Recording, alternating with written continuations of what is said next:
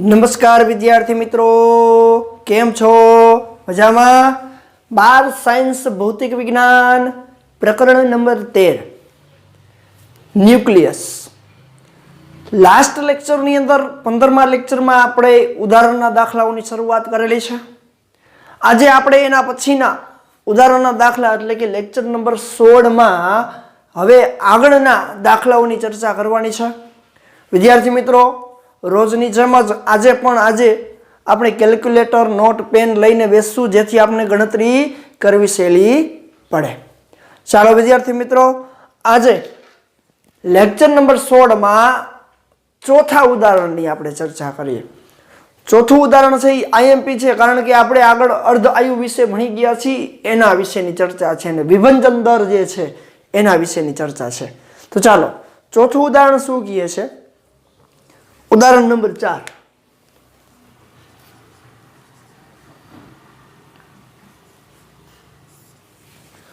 खास रकम जोजो। आल्फा क्षय पामता युरेनियम 9238 नु अर्ध आयु आपने आप्युं छे। हालो, युरेनियम 9238 नु अर्ध आयु जेने हूँ टाउ वनाप वडे दर्शाव तो ये आपने आप्यो छे 4.5 गुणिया 10⁹ वर्ष।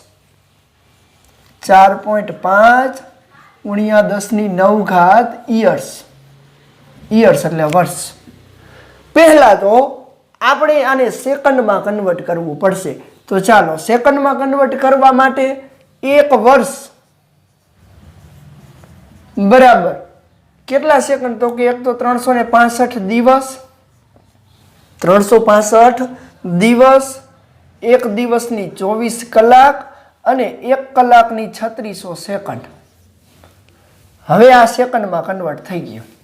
चालो आने आपणे सेकंड में कन्वर्जन कर्युं छे तो एनी केल्क्युलेशन करीए तो 365 365 इंटू 24 इंटू 3600 आपने मळे छे 3.15 એટલે કે सीधा पॉइंट नी कन्वर्जन करीए ने तो 1 वर्ष એટલે કે 1 ईयर इज इक्वल टू 3.16। एक कन्वर्जन आम लई लीधुं 1 2 3 4 5 6 ने 7 मींडा એટલે કે 10⁷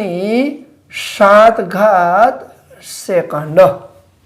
आटलू थशे 1 2 3 4 5 6 અને 7 पॉइंट पछी आपणे लई लीधुं। तो 1 वर्ष बराबर 3.16 गुणिया 10⁷ सेकंड। तो आटला वर्ष बराबर केटलुं?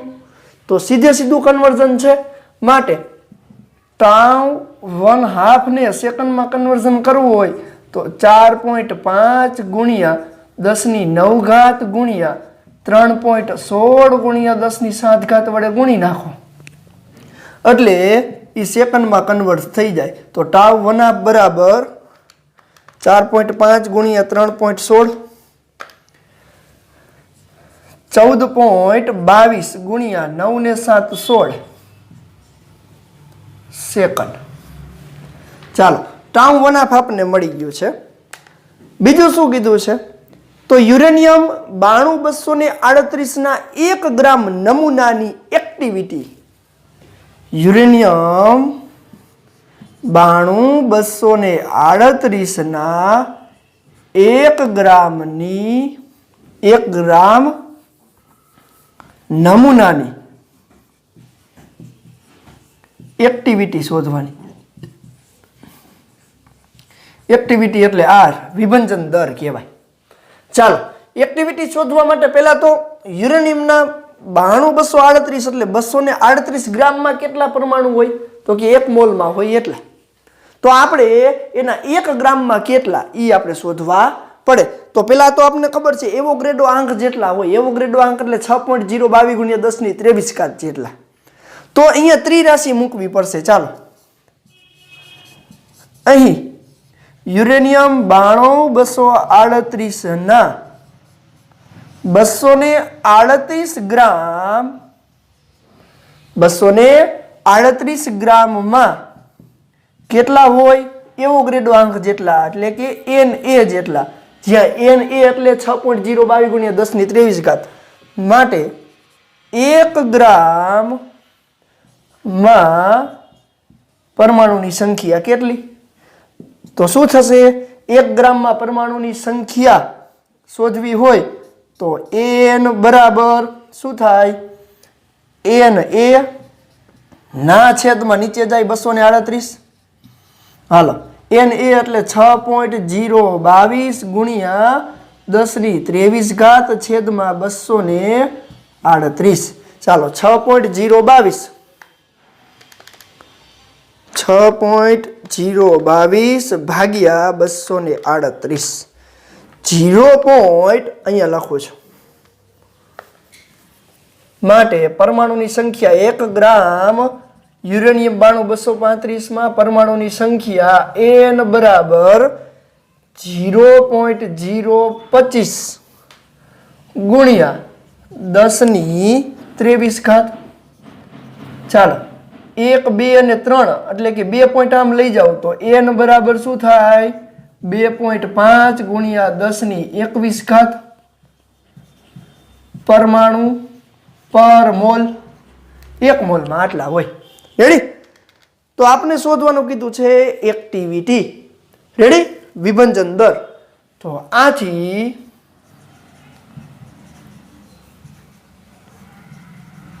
વિભંજન દર R બરાબર લેમડા ઇન્ટુ n થાય.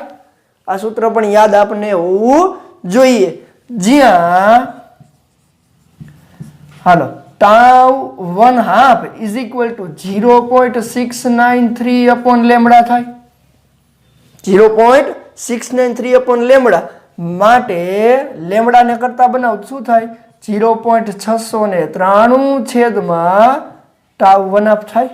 હાલો આ સમીકરણની અંદર લેમડાની કિંમત મૂકું તો વિભંજન દર એટલે કે એક્ટિવિટી R બરાબર લેમડાની જગ્યાએ 0.693 છેદમાં tau 1/2. tau 1/2 ની કિંમત સેકન્ડમાં કન્વર્ટ કરી છે. કેટલી છે? 14.22 ગુણ્યા 10 ની 16 ઘાત ગુણ્યા n. n ની સંખ્યા પણ મેળવી લીધી છે આપણે. 2.5 ગુણ્યા 10 ની 21 ઘાત.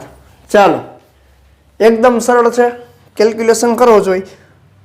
0.693 ગુણ્યા 2.5 ભાગ્યા 14.22 શું મળે છે?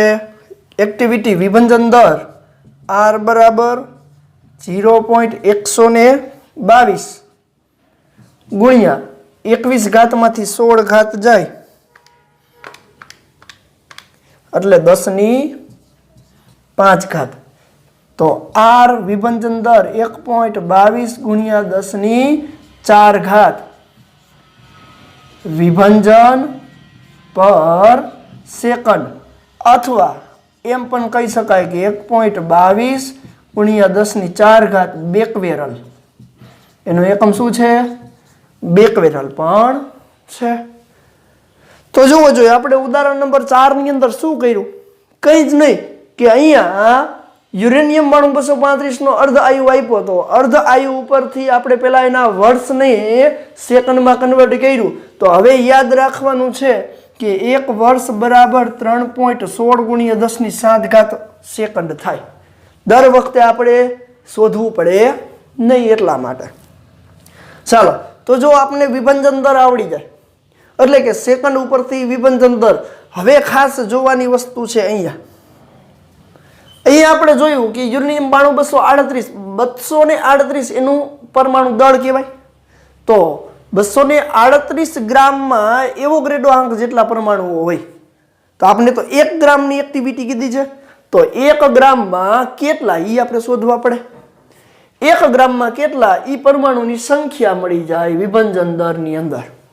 તો વિભંજન દર R બરાબર લેમડા ઇન્ટુ n પરથી લેમડા શોધી લીધો, લેમડાની જગ્યાએ મૂકી દીધું અને tau 1/2 આપણી પાસે છે. તો અહીંયા આપણે એક્ટિવિટી મળી જાય જેને વિભંજન દર એટલે એક્ટિવિટી જ કહેવાય. તો ચાલો ઉદાહરણ નંબર 4 વ્યવસ્થિત જોઈ લેજો.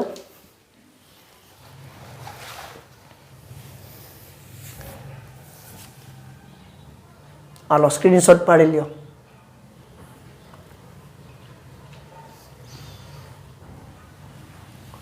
હાલો નેક્સ્ટ ઉદાહરણ નંબર 5.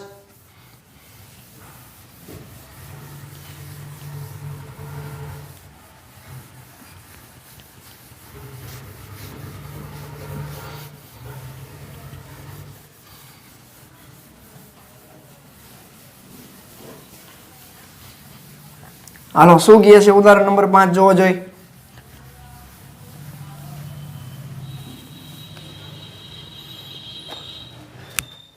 ટ્રિટિયમ પરમાણુ આપને આપ્યો છે.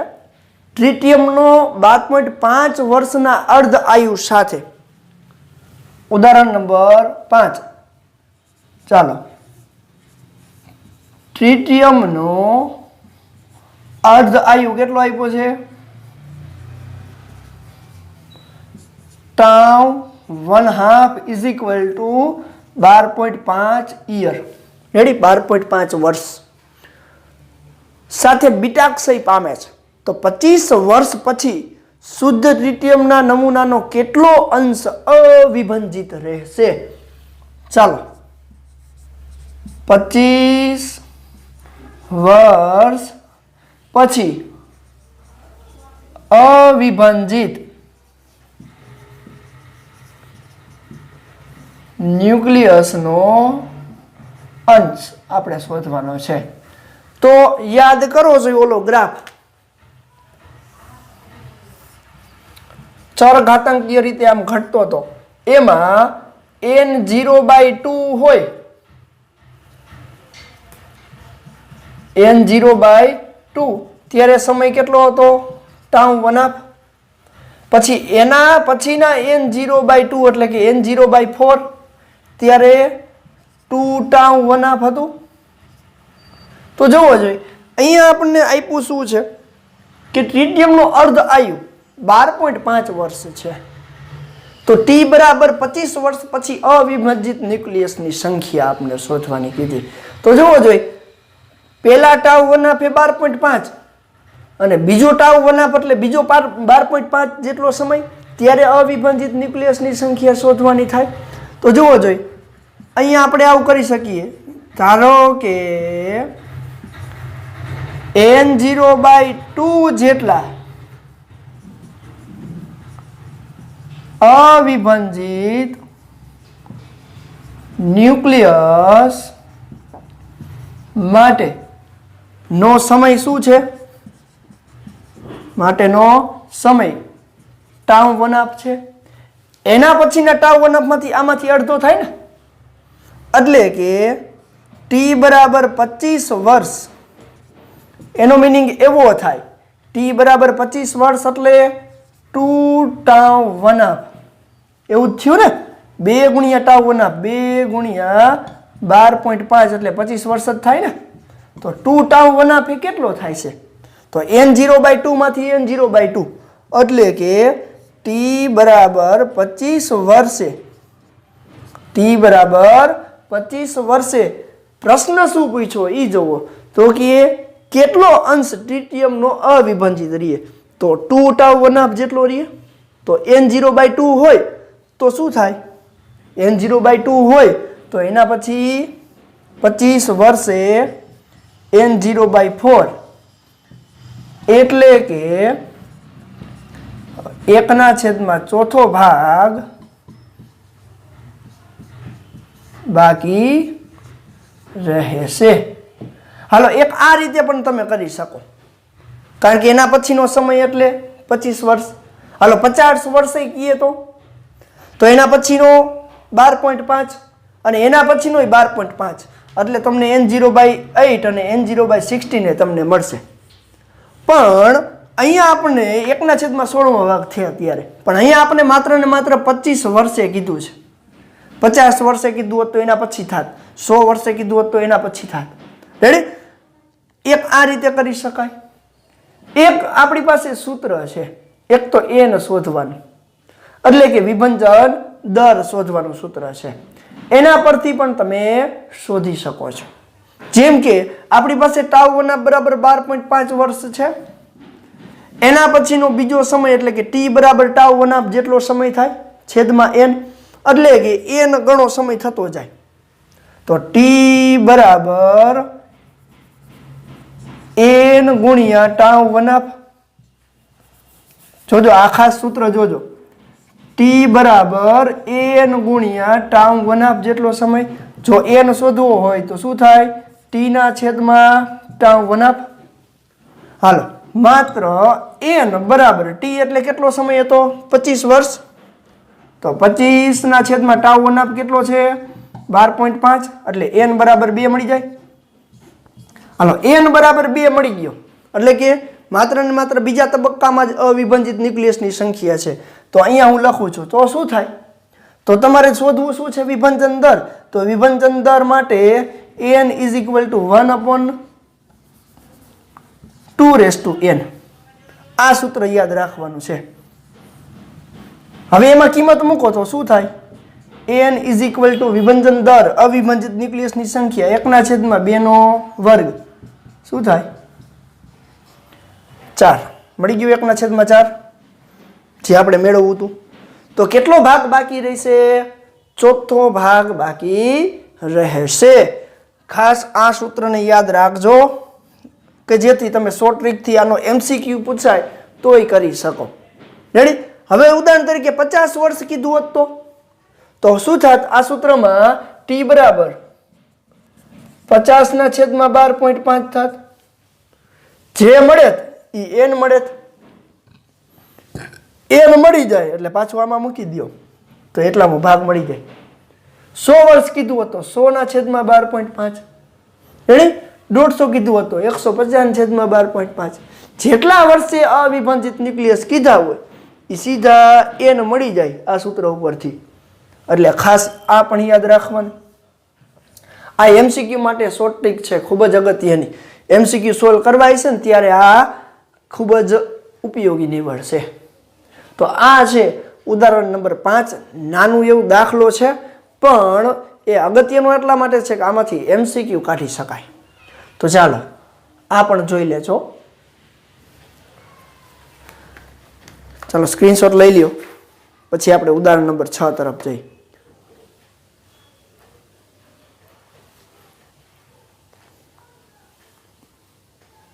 ચાલો ઉદાહરણ નંબર 6 અને 7 બંને ઉદાહરણ છે એ કોર્સમાંથી નીકળી ગયા છે, એટલે કે 30% કોર્સ જે નીકળી ગયો છે એમાં નથી, પણ છતાં ઉદાહરણ નંબર 6 હું તમને કરાવીશ, કારણ કે એ આપણા માટે અગત્યનું એટલા માટે છે કે જે MCQ ની અંદર પૂછાઈ શકે એવું છે। ઉદાહરણ નંબર 6 MCQ માં પૂછવું હોય તો પૂછાય, દાખલાની અંદર પૂછવું હોય તો પૂછાય, ભલે આમ નીકળી ગયું છે પણ છતાં અગત્યનું છે એટલા માટે આપણે કરાવીએ છીએ। ઉદાહરણ નંબર 7 તો MCQ ની અંદર જ છે એટલે આપણે એ કરાવવાના નથી। એટલે કે ઉદાહરણ નંબર 6 કોર્સમાંથી નીકળી ગયું છે છતાં આપણે એની ચર્ચા અત્યારે કરી। તો ઉદાહરણ નંબર 6 30% કોર્સમાં બાદ છે છતાં પણ આપણે આજે એને કરવું છે, કારણ કે કેલ્ક્યુલેશન માટે ખૂબ જ અગત્યનું છે। તો આપણે શું કીધું, યુરેનિયમ 92238 નું દળ આપ્યું છે, હિલિયમ 24 નું દળ આપ્યું છે, થોરિયમ નું દળ આપ્યું છે, હાઇડ્રોજન નું આપ્યું છે અને પ્રોટેક્ટિનિયમ નું દળ આપ્યું છે, પ્રોટેક્ટિનિયમ નું દળ આપ્યું છે। તો એની અંદર આપણે પહેલો પ્રશ્ન પૂછ્યો છે, એ શું કહે છે, યુરેનિયમ 92238 માં આલ્ફા ક્ષય દરમિયાન વિમુક્ત થતી ઉત્સર્જન પામતી ઉર્જા ગણો। યુરેનિયમ 92238 માં આલ્ફા ક્ષય થાય। હાલો, આલ્ફા ક્ષય થવું એટલે હિલિયમ 24 મળે।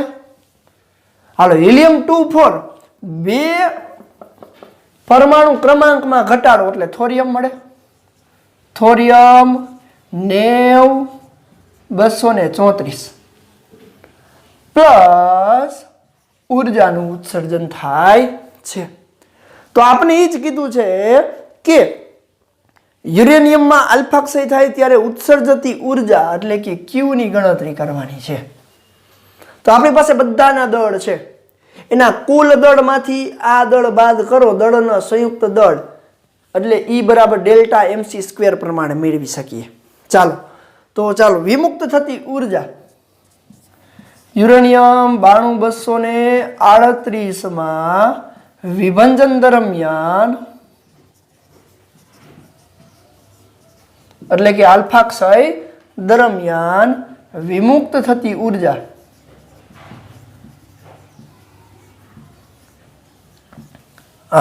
ઉર્જા E બરાબર ડેલ્ટા mc² પ્રમાણે E is equal to delta mc². Delta m એટલે દળ ક્ષતિ એટલે એના બધા દળનો સરવાળો એના મૂળ દળમાંથી બાદ થાય. એટલે કે અહીંયા લખું છું માસ of uranium minus mass of થોરિયમ minus mass of alpha ક્ષય જે દળ ક્ષતિ કહેવાય ઇન્ટુ c². ચાલો E is equal two mass of uranium 238.05079 238.05079 minus થોરિયમ 234.04363 234.04363 minus alpha કણ એટલે હિલિયમ 4.00260 4.00260 ઇન્ટુ c². ચાલો 238.05079 માંથી બાદ કરવાનું છે 234.04363 અને એમાંથી બાદ કરવાનું છે 4.00260 એટલે આપણને મળે છે E બરાબર 0.00456 ઇન્ટુ c². ચાલો c² એટલે શું? તો કે આપણે આગળના ઉદાહરણની અંદર ચર્ચા કરી ગયા કે જો એને મિલિયન ઇલેક્ટ્રોન વોલ્ટ પર c² માં કન્વર્ટ કરવું હોય તો E બરાબર 0.00456 ગુણ્યા 931.5 મિલિયન ઇલેક્ટ્રોન વોલ્ટ પર c² ઇન્ટુ c² તો છે જ. હાલો c² ઉડી ગયા તો એને કેટલા વડે ગુણું? 931.5 931.5 તો કેટલી ઉર્જા વિમુક્ત થશે? E બરાબર 4.247 એટલે કે 247 મિલિયન ઇલેક્ટ્રોન વોલ્ટ જેટલી ઉર્જા વિમુક્ત થશે. આ નો સમજાણું હોય ને તો આગળ જોઈ લેજો. આગળનો દાખલો ઉદાહરણ નંબર 3 એની અંદર ઓક્સિજન માટે એના અગાઉના પોર્શનમાં 1 યુનિટને સમતુલ્ય ઉર્જા મિલિયન ઇલેક્ટ્રોન વોલ્ટ પર કુલમ સ્ક્વેરમાં આપણે લીધેલી છે, જેને આપણે બંધન ઉર્જા તરીકે લઈએ છીએ. રેડી? તો આટલા યુનિટ બરાબર કેટલા? તો એને 931.5 મિલિયન ઇલેક્ટ્રોન વોલ્ટ પર કુલમ સ્ક્વેર વડે ગુણી નાખ્યા. તો જ્યારે યુરેનિયમનું આલ્ફા ક્ષય થાય એ દરમિયાન વિમુક્ત થતી ઉર્જા કેટલી? 4.247 મિલિયન ઇલેક્ટ્રોન વોલ્ટ જેટલી થશે. ચાલો બીજો પ્રશ્ન બી એમાં પૂછ્યો છે. શું કહે છે? ખાસ વાંચજો. હાલો બી પ્રશ્ન શું કહે છે? હાલો હું ભૂસી નાખું છું. આ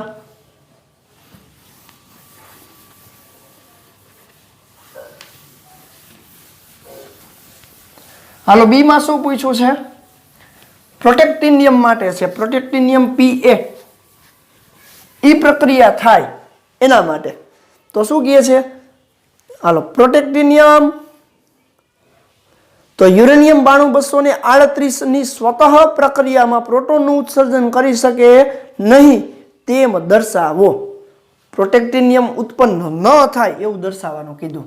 એટલે કે યુરેનિયમ 9238 ની પ્રોટોનનું ઉત્સર્જન ન થાય એટલે કે પ્રોટેક્ટિનિયમ 91237 માં H11 ઉત્સર્જિત થાય નહીં અને આખી ઉર્જા આપવી પડે એવું થાય.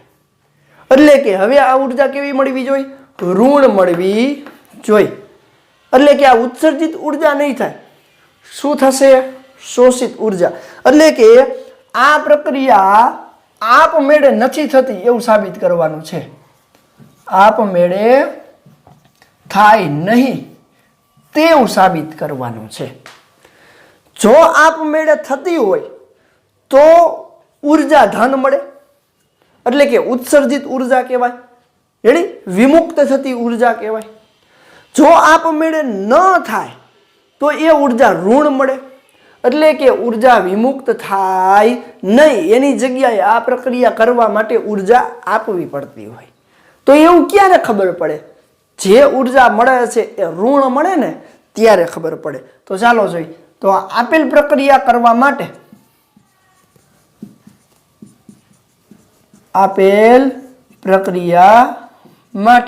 દળ ઉર્જા સમીકરણ E બરાબર ડેલ્ટા mc² પરથી E is equal to delta m એટલે આનું દળ ક્ષતિ એટલે mass of uranium minus mass of protactinium minus mass of hydrogen into c².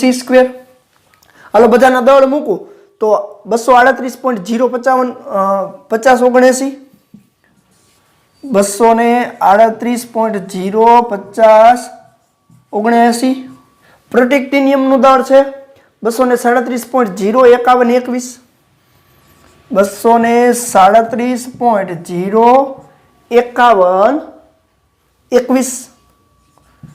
Minus હાઇડ્રોજનનું દળ છે 1.00783 1.00783 ઇન્ટુ c² તો છે જ. ચાલો તફાવત લ્યો 238.05079 માઇનસ 237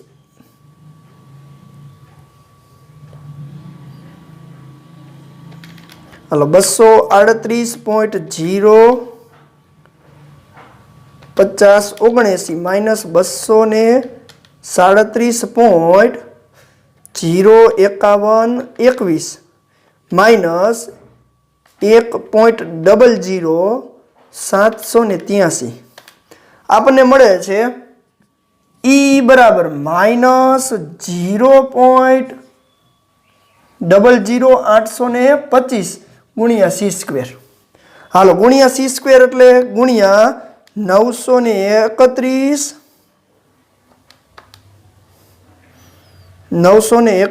પોઈન્ટ એટલે કે 0.00825 ગુણ્યા 931.5 આને હું 0.00825 931.5 શું આપે?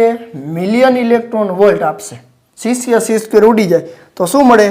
E બરાબર માઇનસ 7.68 મિલિયન ઇલેક્ટ્રોન વોલ્ટ જેટલી ઉર્જા મળી. આ ઋણ નિશાની શું દર્શાવે છે? તો કે અહીં ઋણ નિશાની આ પ્રક્રિયા કરવા માટે આપવી પડતી ઉર્જા દર્શાવે. વિમુક્ત થતી ઉર્જા દર્શાવતી નથી. તો કે અહીં લખી શકાય કે અહીં ઉર્જાની ઋણ નિશાની આપેલ પ્રક્રિયા થવા માટે આપવી પડતી ઉર્જા દર્શાવે છે.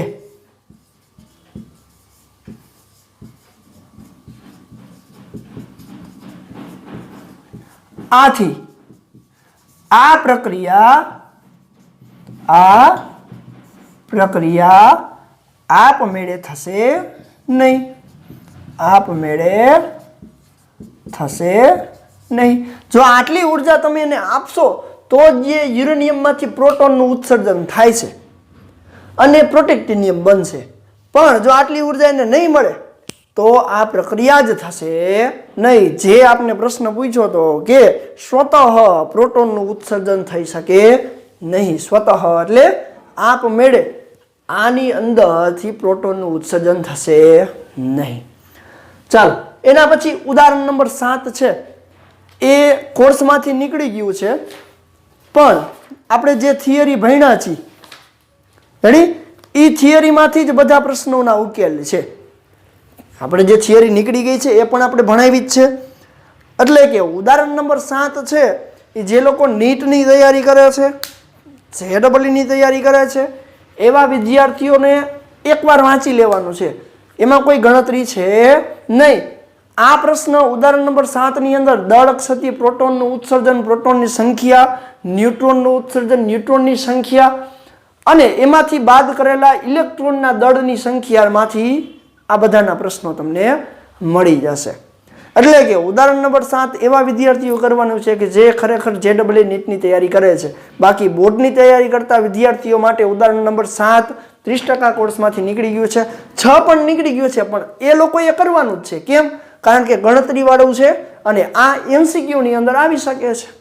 એટલા માટે ઉદાહરણ નંબર 6 એ બધાએ કરવાનું છે, પણ ઉદાહરણ નંબર 7 માત્ર ને માત્ર એવા વિદ્યાર્થીઓ કરવાનું છે કે જે હાઈ લેવલની કોમ્પિટિટિવ એક્ઝામની તૈયારી કરે છે. તો આજના લેક્ચરની અંદર ઉદાહરણ નંબર 4 થી લઈને ઉદાહરણ નંબર 7 ની ચર્ચા આપણે કરેલી છે. તો ચાલો જોઈ લેજો.